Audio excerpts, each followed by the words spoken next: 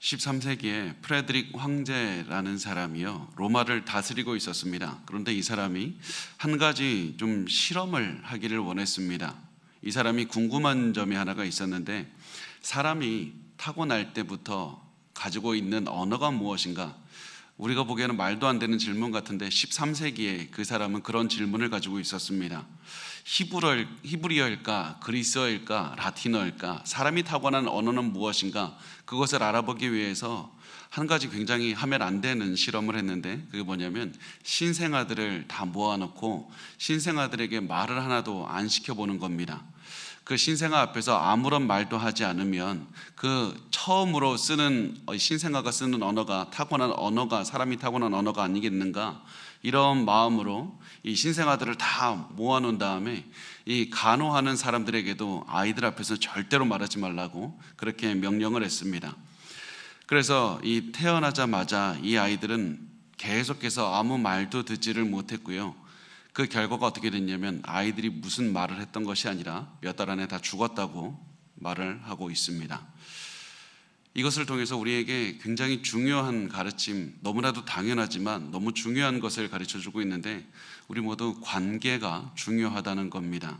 우리는 모든 불필요한 관계 같아도 그 사람과의 관계가 없으면 우리는 다 죽는 것과 같은 겁니다. 지금 우리가 다 성장해서 다른 사람과 악한 관계를 맺을지라도, 아니면 관계 자체를 맺지 않을지라도, 우리가 죽지는 않을 수는 있어도 우리가 사람들과의 관계를 맺지 않을 때 우리의 마음이 죽을 것이고, 우리가 앞으로의 모든 삶에 그 죽은 마음은 영향을 끼치고 살아가게 될 겁니다. 그래서 하나님께서 우리에게 관계를 맺자고 하시는 겁니다. 하나님께서 우리에게 관계를 맺자고 하시는 이유가 그것입니다. 하나님은 우리를 필요해서 우리 옆에 두면 좋으니까 하나님께서 관계를 맺자고 하는 것이 아니라, 하나님은 아무것도 필요로 하지 않으시지만 우리를 위해서, 우리에게 도움이 되기 위해서, 우리의 삶에 앞으로 더 풍성한 삶을 살게 하기 위해서 우리에게 관계를 맺자, 다시 말하면 우리에게 마음을 달라고 말씀을 하시는 겁니다. 우리가 진정한 즐거움을 누리기 위해서 마음을 달라고 하시고, 하나님 안에서 즐거운 체험을 하고 영원한 기쁨을 누리기 위해서 하나님께서는 우리에게 마음을 달라고 하시는 겁니다. 이런 하나님의 말씀에 우리는 어떻게 반응합니까? 마음은 주지 않고 행동만 합니다. 내가 그냥 보기에 올바른 행동을 하면서 살아갑니다. 하나님, 내가 올바른 행동했으니까 나 인정해 주셔야 되는 건 아닙니까? 나 올바로 살았으니까 하나님 내가 잘 살고 있는 건 아닙니까? 내가 올바른 행동을 많이 했으니까 하나님께서 기뻐하실 것이라고 생각합니다. 내가 일요일에 교회 갔고 새벽에도 일어나서 교회에 갔고 내가 봉사도 했습니다. 나 잘 살고 있는 것 아닙니까? 나 인정받아야 되는 것 아닙니까? 분명히 우리가 하는 모든 행동은 굉장히 중요합니다. 그렇지만 행동만 있을 때는 그것은 껍데기인 것이고, 그 모든 행동에 우리의 마음을 담아서 드릴 때 그때 비로소 우리의 행동은 중요하게 되는 겁니다. 마음만 없이 우리 행동만 남을 때 우리의 행동은 거칠애인 것이고 위선인 것이고, 그래서 하나님께서 우리에게 원하시는 것은 마음을 담은 행동이라는 사실입니다. 마음을 담은 삶이 중요한 겁니다. 그래서 오늘 우리가 말씀을 나누면서 이 한 가지를 생각했으면 좋겠습니다. 나는 지금 어떠한 마음으로 예배를 드리고 있는가? 나는 지금 어떠한 마음으로 하나님을 대하고 있는가? 나는 어떤 마음으로 우리 가족을 대하고 성도들을 대하고 있는가? 마음을 드려야 된다. 마음이 중요하다. 그 사실을 기억해야 됩니다. 사실 우리가 마음을 드려야 되고 마음이 중요하다는 사실은 다 알고 있지만, 아는 것을 실천하는 것이란 정말 어려운 겁니다. 마음을 드리는 것보다 행동만 하는 것이 훨씬 쉽습니다. 예수님 시대에도 사람들은 하나님께 마음을 드리기보다는 행동만 드렸습니다. 그것이 더 쉬웠기 때문입니다. 그러고 나서 사람들은 이렇게 생각을 했습니다. 내가 올바른 행동을 했기 때문에 나 잘 살고 있다. 나 올바른 삶을 살았기 때문에 나 하나님께서 복을 주실 것이고, 그리고 다른 사람들도 나처럼 살아야 된다. 이런 생각을 가지게 되었습니다. 그래서 내가 올바로 행동한 것처럼 다른 사람들도 나처럼 만들기 위해서 여러 가지 규율을 만들고 사람들을 비방했던 것이 바로 이 예수님 시대의 종교 지도자들이었고, 그 사람들이 오늘 본문에 나오는 바리새인들과 서기관들이었습니다. 그래서 예수님께서는 이 사람들에게 하나님의 뜻을 알려주셨습니다. 행동이 아니다, 마음이 중요한 것이다. 본질에 집중해라. 겉으로 드러나는 것이 아니라 마음이 중요한 것이다. 이 말씀을 바리새인들과 서기관들에게 하셨을 뿐 아니라 사람들에게도 전파하셨습니다. 사람들은 그 이야기를 듣고 맞다 그러면서 예수님의 말씀에 호응했고 예수님의 인기는 갈수록 높아져만 갔습니다. 그렇지만 그 말씀, 예수님의 말씀을 이 바리새인들과 서기관들은 받아들일 수가 없었습니다. 게다가 이 사람들이 보기에 더 큰 문제는 더 많은 사람들이, 많은 군중이 예수님을 따르고 있다는 것을 보고 야, 이 사람들 막아야 되겠다. 이 사람들이 지금 예수님의 말씀을 따라서 살아가고, 그리고 예수님이, 이 사람들이 더 많은 사람이 예수님을 따르는 것 때문에 예수님이 더 유명해진다면 우리가 이 더 이상 우리의 방식대로 사람들이 이끌 수가 없다, 이런 마음으로 가지고 이제는 예수님을 이제 막기를 원했고, 예수님을 막을 방법으로는 예수님을 공개적으로 망신을 주기를 원했습니다. 말싸움을 해서 한번 망신을 줘야 되겠다. 그래서 이 유대인, 예루살렘에 있는 유대인 지도자들은 이 예수님께서 계시는 가버나움으로 이 대표단을 파견을 하면서 오늘 이야기는 시작이 되는 겁니다. 마가복음 7장 1절과 2절 말씀을 우리 같이 읽어보겠습니다. 시작. 바리새인들과 또 서기관 중 몇이 예루살렘에 와서 예수께 모여들었다가 그의 제자 중 몇 사람이 부정한 손, 곧 씻지 아니한 손으로 떡 먹는 것을 보았더라. 이 대표단들, 이 사람들 예수님을 죽이고 싶어 했습니다. 그렇지만 이 사람들이 이렇게나 많이 따를 때 예수님을 죽이면 그거는 안 되는 겁니다.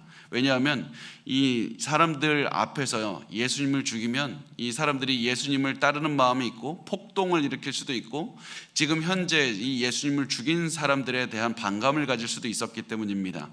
그래서 이 사람들은 우선 전략을 짠 것이, 먼저 예수님을 공개적으로 망신을 주고 잘못된 사람으로 몰아간 다음에 그 다음에 예수님을 죽이면 아무도 상관하지 않을 것이다, 이런 생각을 가지고 우선 전략을 짜서 예수님을 이제 이 대표단, 말 잘하는 사람들을 대표로 뽑아서 예루살렘에서 가버나움까지는 한 140km가 됩니다. 그렇게 먼 거리를 보내서 이제 그 전략을 시행하기를 원했습니다. 그들의 전략은 이랬습니다. 가장 작은 것, 어떻게 보면 아무도 상관하지 않을 만한 그런 작은 것을 논쟁으로 시작해서 예수님에 대한 개인적인 공격으로 넘어가는 것이 이들이 했던 전략이었습니다. 이렇게 우리가 공격하면 아직 나이도 젊고 경험도 부족한 저 젊은 랍비 예수라는 사람이 분명히 우리의 책략에 말려들어서 무너질 것이다, 이렇게 생각을 하고 공격을 하기를 원했습니다. 이렇게 공격하기 위해서 예루살렘에서 파견한 사람들이 누구인지를 우리가 잠깐 봤으면 좋겠는데요. 성경은 그 예루살렘에서 파견한 사람들을 바리새인들과 서기관들이라고 말을 하고 있습니다.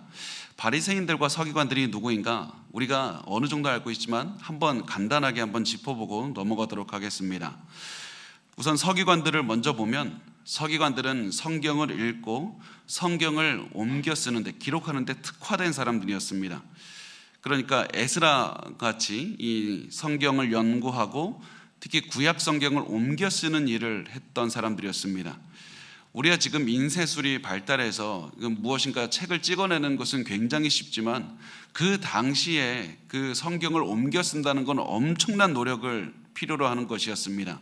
많은 돈과 많은 노력이 들었을 뿐만 아니라 우리는 요즘에 틀리면 그냥 두 줄 긋고 사인하거나 그 화이트로 이렇게 지우는데, 그 당시는 실수로 잘못 쓰면 처음부터 다시 써야 되는 겁니다. 엄청나게 많은 노력과 시간을 요구하는 직책이었고, 그래서 이 일을 하던 서기관들은 이 성경을 한 장씩 한 장씩 옮겨 쓰면서 이 성경의 내용이 절대로 오염되지 않고 있는 그대로 보존하기 위해서 최선을 다했던 그 시대의 최고의 학자들이었습니다. 바리새인들은 서기관들과는 조금 달랐습니다. 바리새인들의 목적은 예루살렘 성전이 무너진 이후에, 그 바벨론의 침략으로 인해서 예루살렘 성전이 무너진 이후에 이제 우리 다윗의 왕국을 재건합시다, 솔로몬의 영광을 우리 다시 회복합시다, 이스라엘의 왕국을 회복하는 것을 가장 큰 목표로 삼았습니다. 그렇다면 이 이 다윗과 솔로몬의 왕국을 회복하기 위해서는 이스라엘이 왜 무너졌는가, 왜 그 영광을 잃었는가를 먼저 알아야 되는데, 이들이 내린 결론은 그것이었습니다.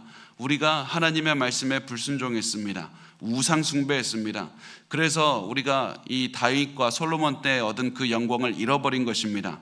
그래서 우리가 다윗과 솔로몬의 영광을 회복하기 위해서, 이스라엘 왕국에 회복하기 위해서는 우리가 말씀대로 살고 우상 숭배하면 안 됩니다. 이런 마음으로 살았습니다. 그래서 이들이 내린 결론은 우리가 말씀이 요구하는 것이 무엇인가, 율법이 요구하는 것은 무엇인가, 매일매일 율법을 철저하게 연구했습니다.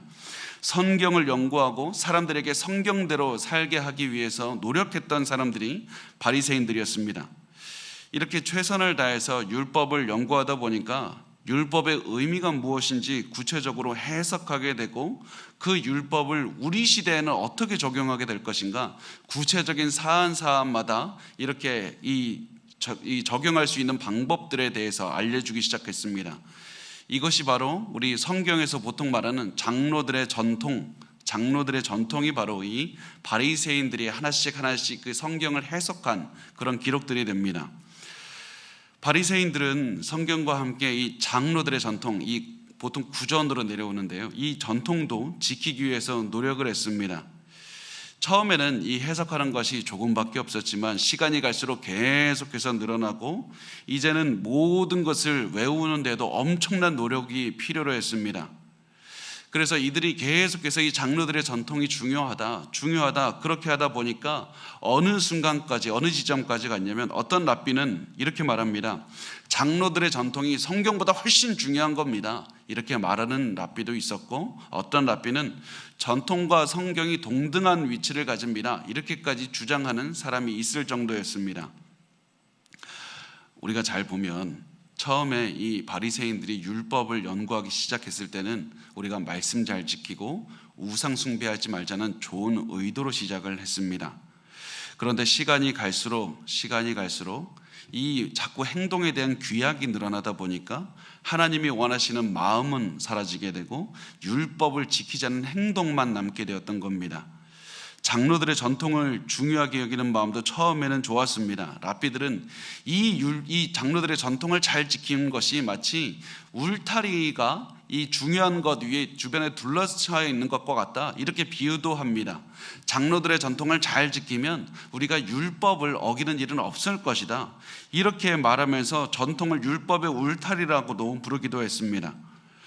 그런데 시간이 갈수록 가장 중요한 이 하나님이 요구하셨던 율법에 요구하신 그 마음, 하나님께 마음을 달라는 그 모든 중요한 것들은 사라지고 종교와 함께 종교적인 의식, 전통, 이런 행동만 남았던 것이었습니다. 그래서 이들에게는 깨끗하게 우리가 어떻게 하면 종교의식을 치를 수 있을까? 우리가 어떻게 하면 다른 사람들로부터, 더러운 이방인들로부터 구별된 인생을 살 수 있을까? 이런 생각만 가득하게 되었고, 이런 생각은 삶의 모든 부분에 영향을 주게 되었던 겁니다. 그래서 이들의 했던 대표적인 자기를 구별하는 행동 중에 하나가 무엇이었냐면, 이 시장에 다녀온 때였습니다. 시장에 가면 이방인도 만나고 유대인들이 가장 멸시하는 사마리아 사람들도 만나게 되고, 그들과 직접 접촉은 안 했다 할지라도 혹시라도 내가 그들의 영향을 조금이라도 받았을 수 있다, 이런 마음이 있었기 때문에 시장에 갔다 오면 무엇을 했냐면 물속에 이제 몸을 담갔다가 뺐습니다. 이렇게 해서 나 자신이 깨끗하게 만드는, 그런 나의 물로 나는 깨끗하게 씻었다, 이런 의식을 치르는 것으로 자신의 깨끗함을 유지한다는 그런 생각을 했던 겁니다. 이렇기 때문에 이 사람들은 이런 온몸을 씻는 것과 동시에 또 중요한 의식이 뭐가 있었냐면, 손을 씻는 의식이 또 굉장히 중요해졌습니다. 음식을 먹을 때 손을 씻었습니다. 어떤 사람은 이제 이게 음식이 여러 개가 나오면 그 다른 음식이 나오기 전마다 계속해서 손을 씻었습니다. 그런데 우리가 보면 이게 사람들이 위생적으로 깨끗하기 때문에 이렇게 손을 자주 씻었구나, 이렇게 생각을 하겠지만, 이 종교적인 의식을 치르기 위해서 손을 씻는 것과 위생과는 전혀 관계가 없었습니다. 왜냐하면 물은 정말 조금 썼거든요. 왜냐하면 그 당시 물이 중요했기 때문에 물은 조금 썼는데, 어떻게 했냐면 이 자기가 이런 의식으로 깨끗해지기 위한 행동을 했으니까 하나님 앞에서 내가 깨끗해졌다고 생각하기 위해서 여러 가지 복잡한 손 씻는 의식을 행한 것입니다. 그 사람들이 당시 손을 씻는 것은 이랬습니다. 이렇게 손을 이렇게 하면요, 이 물을 이 손가락 위에다가 붓는 겁니다. 손가락 위에 부으면 이 물이 이 손가락을 타고 내려가서 이 팔꿈치에 이르고 이제 또 팔목까지 이렇게 내려가게 됩니다.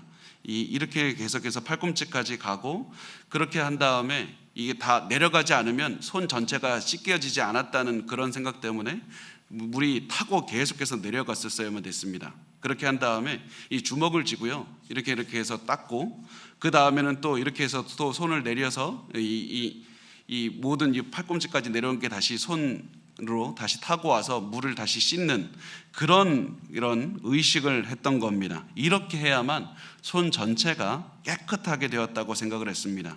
이렇게 한 다음에 먹는 것이 중요했는데, 바리새인들이 보기에 예수님의 제자들이 규칙을 어기고 있다는 그것이 보였습니다.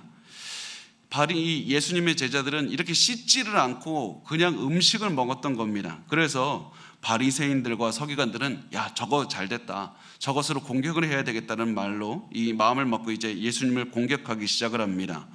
그래서 마가복음 7장 3절에서 5절까지의 말씀을 보면 이렇게 말씀을 합니다. 바리새인들과 모든 유대인들은 장로들의 전통을 지켜 손을 잘 씻지 않고서는 음식을 먹지 아니하며, 또 시장에서 돌아와서도 물을 뿌리지 않고서는 먹지 아니하며, 그 외에도 여러 가지를 지켜 오는 것이 있으니 잔과 주발과 녹그릇을 씻음이라라.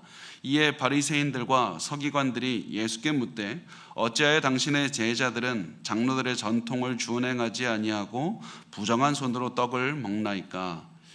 이 바리새인들은 모든 절차를 지켜야 되는데, 그래야지 하나님을 사랑하는 것인데, 형식을 지켜야 하나님이 기뻐하시고 이런 의식을 지켜야지 하나님 안에서 우리가 멸망하지 않을 수 있는데, 당신들은 왜 형식을 지키지 않냐고 비난했습니다.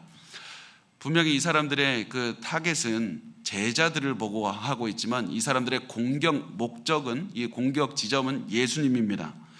그래서 이 사람들은 이렇게 말하지 않습니까? 어찌하여 당신의 제자들은 지키지 않습니까? 왜 당신은 보고 아무 말도 하지 않습니까? 왜 당신이 먼저 지켜야 되는 것 아닙니까? 이렇게 예수님께 화살을 돌리고 있었습니다. 분명히 바리새인들과 서기관들이 잘못된 이 말씀을 이해하고 잘못된 마음으로 예수님을 공격하고는 있었지만, 우리가 섣불리 이들을 오해하거나 섣불리 이들을 낮춰서 보진 않았으면 좋겠습니다. 이들의 마음도 충분히 이해할 수가 있었습니다. 왜냐하면 이들은 어떻게 생각을 했습니까? 우리가 무너지고 우리나라가 망한 것은 하나님 말씀대로 살지 않았기 때문이다. 그래서 우리가 나라를 잃은 처벌을 받은 것이다. 그래서 우리가 율법을 잘 지켜야 된다. 어떻게 하면 율법 잘 지킬 것인가? 전통 만들어야 된다. 이렇게 처음에 좋은 의도를 가지고 이 사람들이 이 전통을 이어가고 있었다고 우리가 보면 되고, 이 전통을 그 제자들이 어기고 있었던 겁니다. 바리새인들의 입장에서는 도저히 참을 수 없는 엄청난 일이 지금 벌어지고 있었던 겁니다. 그래서 예수님께 항의했고, 이들의 항의를 듣고 예수님께서는 말씀을 하셨습니다. 마가복음 7장 6절에서 8절을 보면 말씀합니다. 이르시되 이사야가 너희 외식하는 자에 대하여 잘 예언하였도다. 기록하였으되 이 백성이 입술로는 나를 공경하되 마음은 내게서 멀도다. 사람의 계명으로 교훈을 삼아 가르치니 나를 헛되이 경배하는도다 하였느니라. 너희가 하나님의 계명은 버리고 사람의 전통을 지키느니라. 예수님께서 서기관들과 바리새인들을 난문하셨을 때 하시는 말씀이 외식한다, 이 말입니다. 이 외식한다는 말이 겉으로 드러나는 것만 신경 쓰고 속 안에가 아니라 겉으로 드러나는 것만 꾸민다, 이 말을 외식한다라고 표현을 합니다. 이 외식한다는 말을 원어로 보면 후포크리테스라는 말입니다. 후포크리테스, 이 말이요, 이 헬라어 사전, 이 그리스어 사전을 찾아보면 이 연극하는 사람이라는 뜻으로 나옵니다. 왜냐하면 고대에는 연극할 때 이 가면, 큰 가면을 쓰고 여러 가지 역할을 했기 때문에 큰 가면을 보고 사람들이 저 사람이 지금 무슨 역할을 하고 있구나, 그것을 알 수 있었기 때문에 가면 쓰고 연극하는 그 배우를 후포크리테스라고 말한 것이고, 이 말이 외식한다는 의미까지 된 겁니다. 그러니까 예수님께서는 바리새인들과 서기관들에게 너희들이 배우지 않느냐, 이 가면 쓴 배우가 아니냐, 이것을 통해서 말씀하신 것은 너희가 연극하고 있는 것이다, 너희의 속과 겉이 다른 것이다, 너희들은 위선자다라고 강하게 질책을 하셨던 겁니다. 그리고 나서 예수님께서는 이사야서의 말씀을 인용하셨는데, 이 이사야서의 말씀, 예수님께서 인용하신 말씀의 의미가 무엇이냐면 사람들이 하나님을 사랑하지는 않고 하나님께 예배하는 의식만 치르고 있다, 이것을 한탄하신 내용이 이 예수께서 인용하신 말씀이었습니다.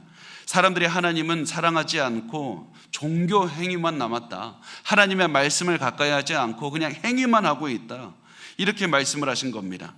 이 말씀을 들은 사람들은 이 예수님의 말씀을 이해할 수가 없었습니다.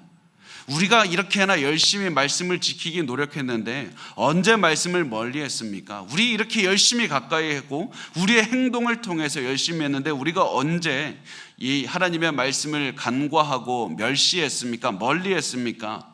이런 마음을 갖는 사람들에게 예수님께서는 사람들의 이해를 돕기 위해서 이 예를 들어주셨습니다. 이 마가복음 7장 9절에서 13절인데 우리 한번 같이 읽어보겠습니다. 9절에서 13절 시작. 또 이르시되 너희가 너희 전통을 지키려고 하나님의 계명을 잘 저버리는도다.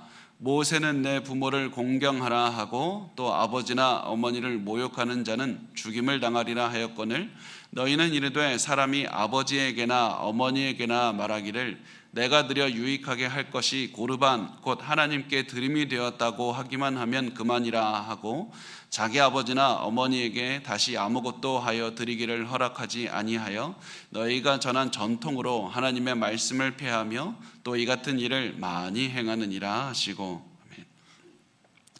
하나님께서는 백성들에게 주신 것, 그 부모를 공경하라, 이 말씀을 하셨는데요, 우리는 이 말씀을 듣고 그냥 부모님 사랑하라, 존경하라의 의미로만 받아들이지만 거기에 더 많은 의미가 있었습니다. 부모를 공경하라는 말씀의 의미에는 부모가 고령에 되어서 재정적인 도움이 필요할 때 너가 반드시 도움을 줘야 된다, 이 의미까지 포함이 되어 있었습니다.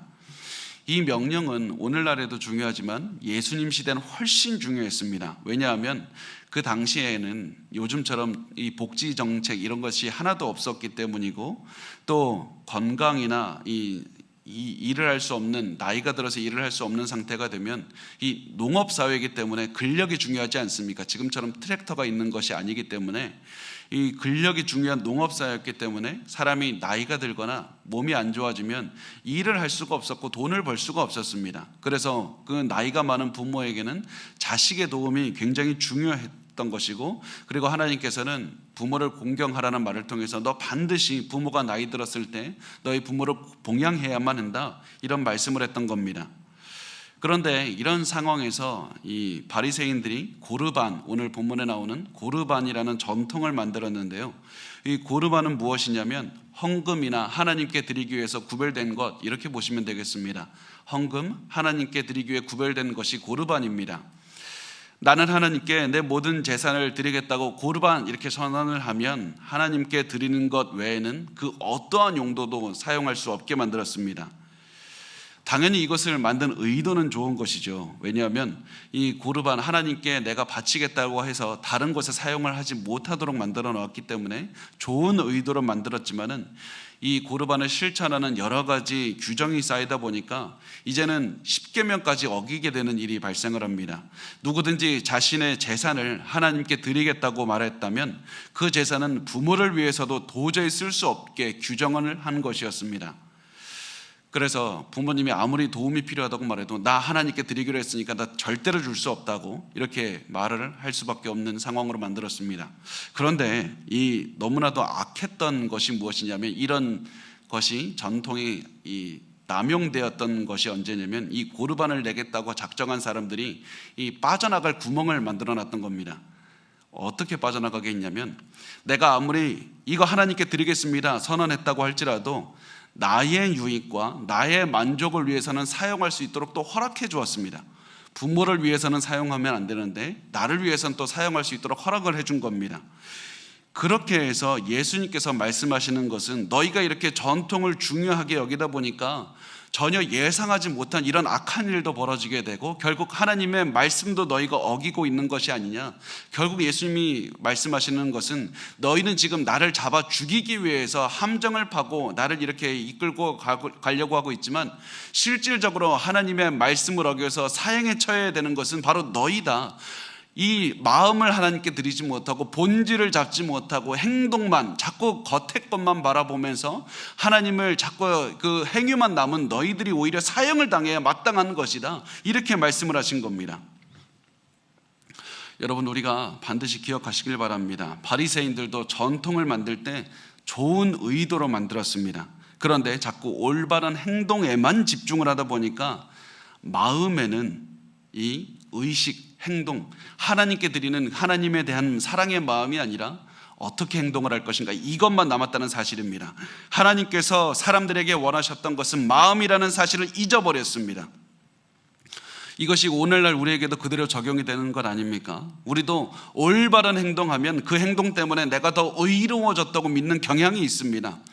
하나님, 내가 10시간 기도하지 않았습니까? 내가 말씀을 매일매일 10시간씩 읽어서 내가 100번 읽지 않았습니까? 나 봉사 정말 많이 하지 않았습니까? 그러니까 내가 영적으로 탁월해졌고 하나님께서 나를 보고 기뻐해 주시고 나에게 상 주시고 인정해 주셔야 되는 것 아닙니까? 그렇지만 반드시 우리가 항상 기억해야 되는 것, 우리의 행위 자체가 중요한 것이 아니라는 사실입니다. 우리는 아무리 의로운 행동을 해도 절대로 의로워질 수 없습니다. 하나님께서는 우리에게 원하시는 것은 관계를 원하시고 우리의 마음을 원하시고 마음을 담은 그 삶을 원하신다는 사실입니다. 우리는 하나님이 도와주지 않으면 아무것도 할 수 없다는 그 마음으로 하나님을 의지하는 관계를 원하신다는 사실입니다. 어떤 분들은 이런 마음을 가질 수가 있다는 생각이 들었습니다. 반발심이 듭니다. 내가 이렇게라도 하기 위해서 내가 얼마나 희생했는지 압니까? 내 상황이 정말 허락하지 않았는데 내가 이렇게나 많은 행동을 하는 거, 내가 이렇게나 많은 희생과 노력을 하는 거 얼마나 어려웠는지 아십니까? 왜 그런 노력이 아무런 의미도 없다고 하십니까? 내가 희생하고 노력한 거 조금이라도 의미가 있지 않겠습니까? 왜 그런 것이 아무런 가치가 없습니까? 이런 마음이 든다면 우리가 반드시 깨달으시기 바랍니다. 우리의 행동이, 마음이 없어도 행동이 가장 중요하다고 생각하면 할수록 하나님과의 관계는 깨어지게 되어 있습니다. 내가 이렇게나 노력하는 행동을 했기 때문에 하나님께 인정을 받아야 된다고 생각하면 할수록 우리는 하나님께 마음을 들이지 않게 되고 관계는 깨어지게 됩니다. 제가 한번 우리 삶 속에 적용을 하면, 비유하면 이런 것과 같습니다. 부모가 자식에게 다가가서 우리 관계를 좀 회복하자, 너의 마음을 달라, 이렇게 말을 하면 이 자식의 마음에 혹시라도 내가 지금까지 부모를 위해서 얼마나 많은 일을 했는데 이런 마음을 가지고 있는 자녀는 화가 나게 됩니다. 그러면서 부모에게 따지게 됩니다. 내가 지금까지 부모님에게 돈 드리기 위해서 얼마나 노력했고 명절에 와서 시간 보내기 위해서 얼마나 노력했는지 아십니까? 내가 얼마나 더 부모를 위해서 희생해야 됩니까? 이런 마음이 들게 됩니다. 또 다른 예를 들면 아내가 남편에게 와서 여보, 나와 좀 시간을 보냅시다, 나와 같이 있는 긴밀한 시간을 좀 보내달라고 만약에 말을 할 때 남편의 마음에, 내가 지금까지 아내를 위해서 많은 일을 했다고 믿는 남편은 그 이야기를 듣고 화가 날 겁니다. 내가 당신에게 돈 벌어주기 위해서 얼마나 노력했는지 알아? 내가 당신과 함께하기 위해서 내가 시간 내서 여행도 갔고 내가 돈도 줬고 식사해서 내가 시간도 많이 빼줬잖아. 뭐 어떻게 더 하라는 얘기야. 우리의 행동과 노력이 가장 중요하다고 여길 때 우리의 모든 인간관계는 망가지게 되어 있습니다. 그것은 하나님과의 관계도 마찬가지입니다. 우리에게 가장 중요한 것은 물론 행동이 중요하지만 행동은 마음이 없을 때는 껍데기에 불과한 겁니다. 하나님께서 우리에게 원하시는 것은 하나님을 향한 마음이고 하나님께서 우리에게 사랑으로 사람들을 돌봐주기를 원하실 때 원하시는 것은 이 사랑을 담은 마음입니다. 마음이 있으면 행동이 따라오게 되어 있습니다. 그러나 행동만 앞세우다 보면 내가 의롭다는 생각으로 가득 차게 되고 나를 인정하지 않는 상대에게 분노하게 됩니다. 그래서 관계는 깨어지게 됩니다. 그래서 우리가 하나님에게든지 주변 사람에게든지 항상 우리가 대할 때 가장 돌아봐야 됩니다. 나는 마음을 주고 있는가? 나는 지금 마음을 주고 있는가? 아니면 그것이 지금 분노의 마음으로 행동만이 나가고 있는가? 항상 우리가 돌이켜야만 됩니다.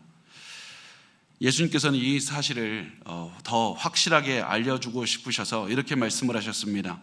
마가복음 7장 14절에서 16절 우리 같이 읽어보겠습니다. 시작. 무리를 다시 불러 이르시되 너희는 다 내 말을 듣고 깨달으라. 무엇이든지 밖에서 사람에게로 들어가는 것은 능히 사람을 더럽게 하지 못하되 사람 안에서 나오는 것이 사람을 더럽게 하는 것이니라 하시고, 예수님께서는 예수님 앞에 있는 온 무리 모든 사람에게 말씀을 하셨습니다. 이 무리에는 예수님을 따르는 제자들도 있었고 예수님을 호기심에 따르고 있는 사람들도 있었고 예수님의 반감을 가지고 있는 사람들도 있었습니다. 이 모든 사람들에게 반드시 중요하니까 들으라고 말씀을 하십니다. 이미 이 사람들은 예수님의 말씀을 듣고 있는 사람들입니다. 그럼에도 불구하고 이 사실이 너무 중요했기 때문에 너희 반드시 이 얘기를 들어야 된다. 반드시 내 말에 귀를 기울이고 이 말을 절대 잊어버려서는 안 된다. 그러면서 사람들에게 강조하면서 말씀을 하시는 겁니다. 너희는 다 내 말을 듣고 깨달으라. 겉으로 드러나는 것이 가장 중요한 것이 아니라 본질을 잡아야 된다. 사람의 밖으로 드러나는 행동이나 우리의 눈에 보이는 것은 사람의 영을 더럽히지 못하고 우리에게 죄를 짓게 하는 것도 아니다.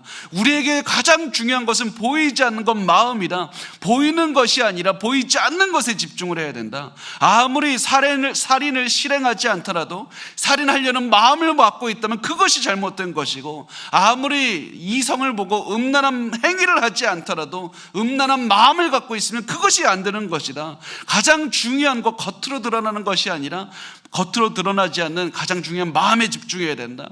너의 마음을 하나님께 드려야 된다. 너의 마음은 지금 분노하고 있는가? 너의 마음은 하나님을 사랑하고 기뻐하고 있는가? 이 예수께서는 가장 중요한 본질적인 것에 사람들의 집중을 하라고 소리쳐서 말씀을 하셨습니다. 그런데 이렇게 예수께서 말씀을 명확하게 하셨는데 제자들은 이 말씀을 이해하지를 못했습니다. 그래서 17절에 이렇게 말씀을 합니다. 무리를 떠나 집으로 들어가시니 제자들이 그 비유를 묻자온대. 사람들이 있었을 때 제자들은 당연히 그 말씀 이해할 수 있죠. 막 이렇게 이제 얘기하다가 사람들이 다 떠니까 예수님 그거 무슨 얘기입니까? 이렇게 묻는 겁니다. 제자들이 예수님 무슨 말씀을 하시는지 그 의미에 대해서 물었습니다. 많은 사람들은 이런 제자의 모습을 보면서 비웃습니다. 아니 어떻게 이렇게 당연한 말씀을 몰라서 또 묻기를 물을 수가 있습니까? 뭐가 부족한 겁니까? 그런데 제자들이 예수님의 말씀을 이해하지 못하는 것은 오히려 당연했습니다. 왜냐하면 제자들은 평생 이 바리새인들이 세워놓은 이 모든 종교 시스템 안에서 평생을 살았기 때문입니다. 이 제자들은 평생 의로운 행동이 자신을 의롭게 만든다고 배웠기 때문에 예수님이 이 말씀을 넘어서서 하셨을 때 상식을 뛰어넘은 그 말씀을 이해할 수가 없었습니다. 예수님, 올바로 살면 하나님과의 관계가 올바른다고 나 배웠는데 예수님께서는 마음이 더 중요하다고 하십니까? 그게 무슨 얘기입니까? 이렇게 물었습니다. 이렇게 묻는 제자들에게 예수님은 말씀하셨습니다. 18절과 19절을 보면 예수님 말씀하십니다. 예수께서 이르시되 너희도 이렇게 깨달음이 없느냐? 무엇이든지 밖에서 들어가는 것이 능히 사람을 더럽게 하지 못함을 알지 못하느냐? 이는 마음으로 들어가지 아니하고 배로 들어가 뒤로 나감이라. 이러므로 모든 음식물을 깨끗하다 하시니라. 제자들이 예수님의 말씀을 이해하지 못하는 것은 어떻게 보면 당연한 결과였지만 그럼에도 불구하고 예수님은 제자들은 조금이라도 다르기를 원하셨습니다. 왜냐하면 제자들과 예수님이 계속해서 같이 시간을 보내셨기 때문입니다. 제자들은 예수님을 계속해서 따랐고 예수님이 하시는 말씀을 듣고 제자들은 지금이라도 좀 깨닫기를 원하셨지만 제자들은 여전히 이해할 수가 없었습니다. 그래서 예수님께서는 너희가 어떻게 이렇게 깨달음이 없느냐 이렇게 말씀하시면서 제자들에게 예수님의 말씀의 의미를 설명해 주셨습니다. 여기서 우리가 주목해야 될 것은 두 가지인데요. 바리새인들과 서기관들은 그 말씀의 의미를 이해하지 못해도 떠나갔다는 점과 예수님께서는 제자들이 아무리 너무나도 기본적인 질문을 해도 항상 대답해 주신다는 사실입니다. 예수님은 제자들의 질문을 외면하지 않으셨습니다. 예수님께서는 항상 예수님을 찾는 사람들의 질문에 응답해 주시고 예수님께 손을 뻗는 자들의 손을 잡아 주십니다. 지금 우리가 아무리 삶이 힘들고 답답해도 우리가 해야 되는 것은 무엇이냐면 예수님께 나와서 솔직하게 물어보는 겁니다. 예수님, 나에게 지금 마음이 중요하다 이렇게 가르쳐 주셨지만 나 이 상황에서 어떻게 실행해야 되는지 알지를 못하겠습니다. 나에게 어떻게 실행해야 되는지 알려주십시오. 내가 다른 믿음 있는 사람들처럼 살아갈 수가 없습니다. 내 마음이 도저히 허락을 안 합니다. 이때 내 마음을 어떻게 해야 하나님의 말씀에 비추어서 올바로 살아갈 수가 있습니까? 내 마음을 어떻게 하나님께 드릴 수 있습니까? 이렇게 하나님께 가장 기본적인 것이라도 계속해서 질문할 때, 이렇게 기도할 때 예수님만이 주실 수 있는 지혜로 우리의 마음을 채워주실 것이고, 예수님만이 주실 수 있는 그 사랑의 마음, 긍휼의 마음, 그 모든 것을 뛰어넘는 하나님만이 주실 수 있는 평안의 마음으로 우리의 마음을 인도해 주실 겁니다. 그래서 우리가 어떤 상황에서든지 예수님을 멀리하지 않고 예수님께 나오기만 하면 되는 겁니다. 예수님은 우리의 기도에 반드시 응답해 주십니다. 우리 마지막으로 우리 7장 20절에서 23절까지의 말씀을 같이 읽겠습니다. 시작. 또 이르시되 사람에게서 나오는 그것이 사람을 더럽게 하느니라. 속에서 곧 사람의 마음에서 나오는 것은 악한 생과 곧 음란과 도둑질과 살인과 간음과 탐욕과 악독과 속임과 음탕과 질투와 비방과 교만과 우매함이니 이 모든 악한 것이 다 속에서 나와서 사람을 더럽게 하느니라. 예수님께서 사람을 더럽게 하는 것을 여러 가지 하나씩 나열해서 말씀을 해주시는데요, 모든 죄를 나열해서 말씀하신 것은 아니지만 대표적으로 몇 가지만 말씀을 해주셨습니다. 이게 특징이 무엇이냐면, 예수께서 말씀하신 죄의 목록을 보면 특징이 무엇이냐면 다 사람의 마음에 악한 생각이 있고, 그리고 그것을 실천한 것을 말씀을 하셨다는 사실이고, 두 번째 중요한 특징은 예수님은 그 어디에도 손 씻는 것을 죄라고 말씀하시지 않았다는 사실입니다. 예수님에게는 종교의식이 중요하지 않았습니다. 예수님께서는 가장 중요한 건, 너는 하나님 안에서 악한 마음을 갖고 있는가? 하나님을 사랑하는 마음을 갖고 있는가? 이것만이 중요하다는 것이었습니다. 그리고 너가 올바른 마음을 가지고, 하나님께 드리는 마음을 가지고 죄를 짓지 않는 행동, 그러니까 마음에 기반한 올바른 삶을 살고 있는가? 너의 마음을 하나님께 드려서 그 마음을 기반으로 삶을 드리고 있는가? 이것이 중요하다는 것입니다. 우리가 오늘 예수님께서 오늘 말씀을 통해서 우리에게 하시는 그 목소리에 귀를 기울이셨으면 좋겠습니다. 예수님 계속해서 소리치십니다. 마음이 중요하다. 마음이 중요하다. 너의 몸이 아니라 너의 마음을 나에게 주어야 된다. 하나님께 나아갈 때 우리의 마음이 중요한 것이고, 우리 주변 사람들을 대할 때도 우리의 마음이 중요한 겁니다. 하나님, 내가 분노하는 마음을 가졌지만 그럼에도 저 사람에게 욕하지 않았습니다. 이것만이 중요한 것이 아니라 더 중요한 것, 우리를 아무리 힘들게 하는 사람이 있다 할지라도 하나님, 나에게 그럼에도 불구하고 예수의 마음 달라고 그렇게 기도하고, 어떠한 상황에서도 하나님을 사랑하는 마음과 하나님께서 이 죄인들을 보시고 불쌍히 여기고 긍휼히 여기는 그 마음을 갖는 것, 그것이 우리에게 중요하다는 사실입니다. 그러면 우리가 어떻게 하나님께 마음을 드리며 살 수 있습니까? 항상 하나님 앞에 올바른 마음을 가지고 살 수 있는 비결이 있습니까? 마지막으로 이거 하나만 보고 끝내기를 원하는데요, 사실 이 질문은 제가 굉장히 많이 했던 질문이었습니다. 왜냐하면 이 질문에 대답을 생각하다 보니까 제 예전에 그 모습이 떠오르게 됐는데, 제가 신학교에 들어갔을 때 저 정말요 열심히 살았습니다. 공부도 열심히 했고 사역도 열심히 했습니다. 가정 생활에도 열심히 하려고 노력은 했는데요, 그러다 보니까 지금 생각하면 너무 창피한데 이런 마음이 들었습니다. 야, 나 이 정도면 잘 사는 건 아니냐? 나 정말 이 정도면 열심히 사는 건 아니냐? 나보다 더 열심히 사는 사람이 있을까? 저를 그런 눈으로 쳐다보지 마십시오. 그래서 정말 계속해서 제가 열심히 하다 보니까 시간이 부족하니까 잠을 줄이고 그러다가 어떤 교수님에게는 어떤 날에는 교수님 찾아가서 저 3시간을 자는데 시간이 모자라요. 저 2시간으로 줄여야 될 거예요. 이렇게 상담을 할 정도로 정말 열심히 살았습니다. 그러다 보니까 저도 모르게 교만한 마음이 들어갔던 겁니다. 야, 나 정도면 잘 사는 거 아니야? 야, 나 정도면 충분한 건 아니야? 그런 마음을 가지고 있을 때 저를 흔들어 깨우신 분이 한 분 있는데, 그분이 그 데이비드 리빙스턴이라는 선교사님이 계십니다. 이 선교사님이 아프리카에서 정말 헌신적으로 자기 모든 것을 다해서 33년 동안 다 쏟아부어서 선교하신 대단한 분이신데, 이 분을 보니까 그러니까 당연히 그 시대 사람들도 이 선교사님들을 칭찬하고 찬양하기 시작했습니다. 이분 위대한 희생을 하신 분입니다. 엄청난 사역하신 분입니다. 이분의 희생을 우리가 따라갈 수 있겠습니까? 이렇게 막 칭찬할 때 그 모든 말을 들은 리빙스턴 선교사님이 이렇게 말씀을 하셨습니다. 사람들은 내가 내 인생의 많은 부분을 아프리카에서 보내면서 한 희생에 대해서 이야기를 합니다. 그것이 우리가 하나님께 진 엄청난 빚을 조금이라도 갚을 수 있는 희생이라고 말할 수가 있을까요? 그 빚은 영원히 갚을 수가 없습니다.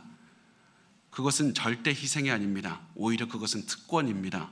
라고 말씀을 하시면서 선교사님께서 이렇게 마무리를 하셨습니다. 저는 절대 희생하지 않았습니다. 예수님께서 높으신 보좌를 떠나서 자기 자신을 우리에게 주기 위해 아버지의 높으신 보좌를 떠나신 그 엄청난 희생을 생각할 때 우리는 절대 그렇게 이야기해서는 안 됩니다. 나는 절대로 희생하지 않았습니다. 그 말이 제 영혼을 막 깨우는 것 같았습니다. 이 말이 저를 무너뜨리는 것 같았습니다. 내가 아무리 열심히 살아갔다고 해도 나는 하나님을 위해서 한 것이 단 하나도 없다. 모든 것은 은혜고 모든 것은 특권이고 모든 것은 감사의 이유가 된다. 이 사실을 깨웠던 겁니다. 여러분도 이 말씀을 기억하셨으면 좋겠습니다. 우리는 하나님을 위해서 단 한 번도 희생한 적이 없습니다. 우리는 가족을 위해서도 단 한 번도 희생한 적이 없습니다. 모든 것은 하나님께서 우리에게 주신 선물이고 특권이고 자랑할 이유가 될 뿐입니다. 우리가 그 마음으로 하나님께 감사하고 사랑하는 마음으로 산다면 하나님 안에서 올바른 마음을 지키면서 살아갈 수가 있을 것이고, 우리 그 마음으로 가족들과 성도들을 하나님이 원하시는 마음으로 대하면서 살아갈 수가 있을 겁니다. 우리가 얼마나 많은 일을 아무리 많이 했던지 간에 우리는 단 한순간도 희생한 적 없습니다. 우리 그 마음을 지키시면서 우리 평생을 살았으면 좋겠습니다.